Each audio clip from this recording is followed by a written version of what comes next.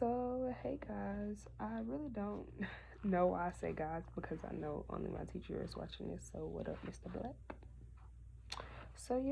So today I am doing my vlog on chapter 5. I apologize for all this. I took pictures today. But so basically, this chapter was about a focus group dilemma, but basically, it kind of goes into a story told by Nancy Furlow. And so basically, she's telling the story about how a nonprofit organization decided to rebrand and, schedule a series of focus groups, to test taglines and stuff. So basically, they hired a new vice president of the communications and they came up with, her own idea for a tagline and what she wanted. So then she wanted it to then be a part of a focus group. And so to me, when I thought about that, a focus group, I guess she's asking, what's already popular about the brand, what people like about the brand, why do they keep coming back to the brand, and throughout that focus group, just getting information about her brand and what she's doing right, and maybe things she may be falling, short at, and things of that nature. So, having inside knowledge of what the vice president was doing, put at a young age. So basically, Nancy believed that her boss was pushing the nonprofit in the wrong direction. And she kind of had to sit there and think about it, like, should I really confront my boss? Like, is it really worth it? Because if I confront my boss, I could lose my job. You have to think about what's all on the line when you come to confronting somebody who's cutting your check.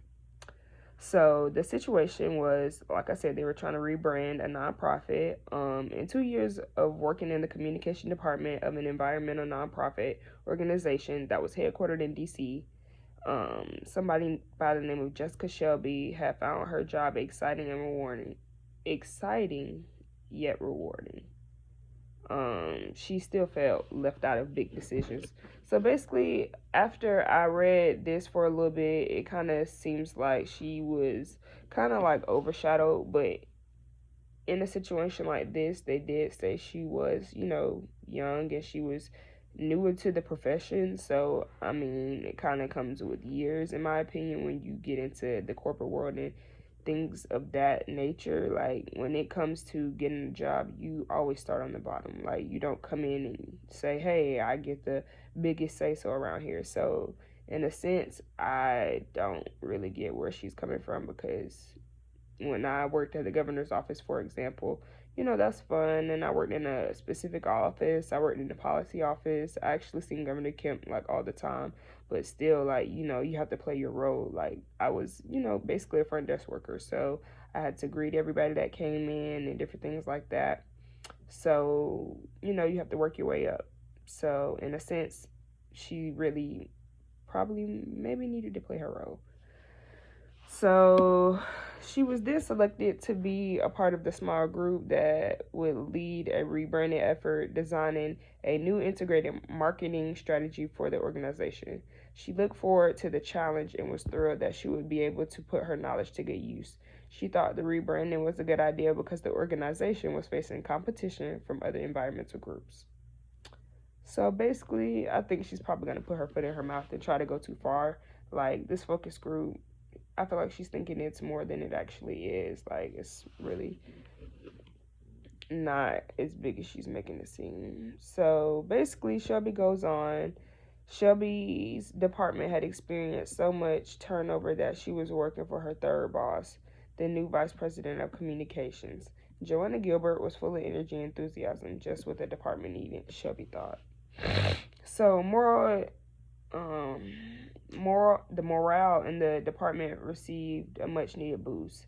So she basically said that she really thought she was going to learn a lot from her new VP, and she is very approachable and easy to get along with. So she looked forward to working with her. So basically, the challenge then came about that the boss is manipulating the campaign. So I'm just thinking about how this is going to play out, because Shelby likes the boss, but then they start to, do what bosses do. And I put quotations around that because the higher up you get, honestly, everybody knows. So,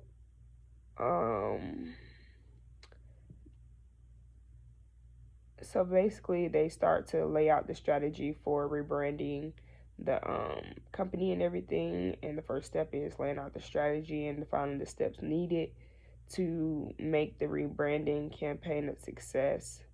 So team members decided that a series of focus groups would be conducted in 3 major metropolitan areas, and a series of taglines.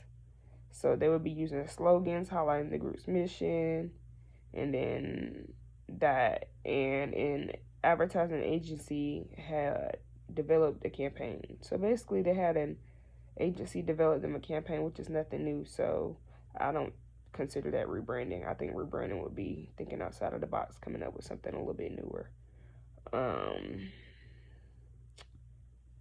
They keep going on for a long time.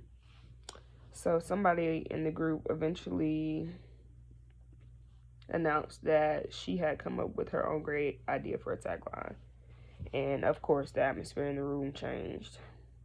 And that really sucks to me because I hate when people who like work for the company who aren't actually involved in the focus groups, like when they actually do speak out and say they have an idea or something, people like to shoot it down that work for the company. I hate that. Like that happens a lot in many companies.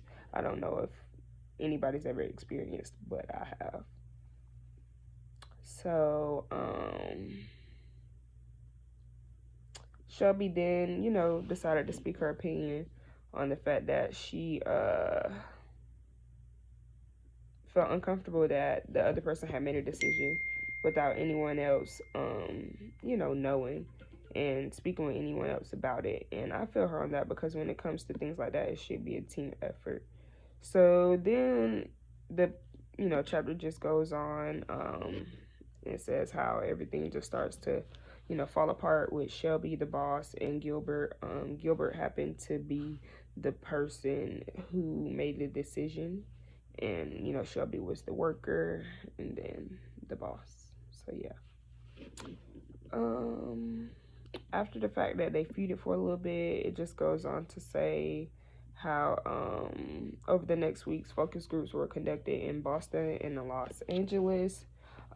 Gilbert never distributed the results or discussed them with the rest of the rebranded team, which is crazy. Like, if that's the case, then as a team, somebody should be coming together with Shelby to tell, the boss, hey, this ain't right. So as far as Shelby could see, the other team members of the team didn't question her statements and wonder why Gilbert hadn't followed procedure in showing them research results. And see, that's what I'm saying. I didn't even read further, like, after the fact that this first paragraph, I already knew that, this was still going on or whatever. But just reading that sentence right there, because originally I skipped over it. But reading that sentence right there, that proves to me that they should come together as a team to fight against Gilbert. Like, that makes perfect sense. But everybody doesn't realize unity defies, one. Because one cannot control all. Shelby was then caught in a bind, and everything just gets worse from here. As it gets worse, the rebranding campaign was still being developed. The nonprofit was undergoing major reconstruction, and they were downsizing. So everyone was nervous about their jobs anyway. So after the fact, this code, after the fact, at the end, it just goes to say how you should learn how to speak up and, speak for yourself when you feel like you've been done wrong and things of that nature, because it's not fair.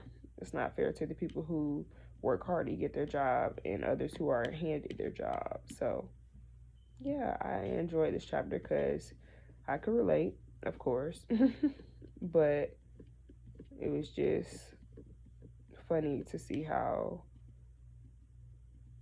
people really don't, stick up for themselves sometimes because they're scared to lose their job, and which I understand. But if that's the case, then take it further, go to corporate something, because no job is worth the disrespect of not having team opinion when it's supposed to be a team thing or a team effort and a team assignment. So yeah, peace.